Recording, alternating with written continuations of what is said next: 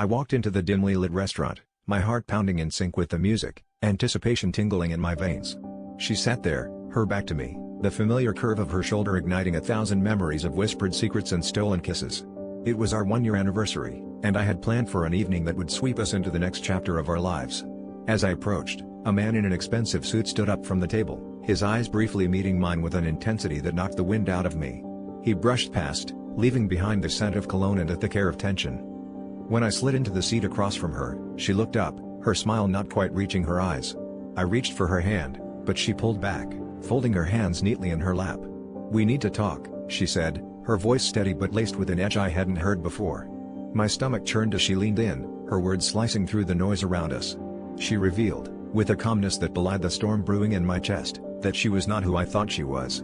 She was my boss, the one whose shadow I had unknowingly worked under, and our entire relationship had been a calculated move in an elaborate game of corporate chess. I sat there, stunned, as she unraveled the threads of our relationship, each revelation more shocking than the last.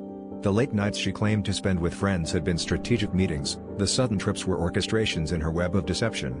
I was a pawn in her hands, fed just enough affection to keep me in place while she maneuvered through the tangled corporate landscape. Betrayal seeped into my bones, and I replayed every moment, every kiss and caress, tainted now with the bitter taste of manipulation. Yet, beneath the anger, a small part of me still yearned for her touch, her laugh, the illusion of our love. The final blow came when she admitted that this was no longer just a game to her. Her voice cracked as she confessed that she had fallen for me, the lines between reality and pretense blurring until even she couldn't tell them apart. But it was too late. The damage was done, and the raw wound of betrayal throbbed with every beat of my heart. I walked out of the restaurant, the weight of her confession pressing down on me, torn between the love that had felt so real and the realization that it was all a beautifully crafted lie.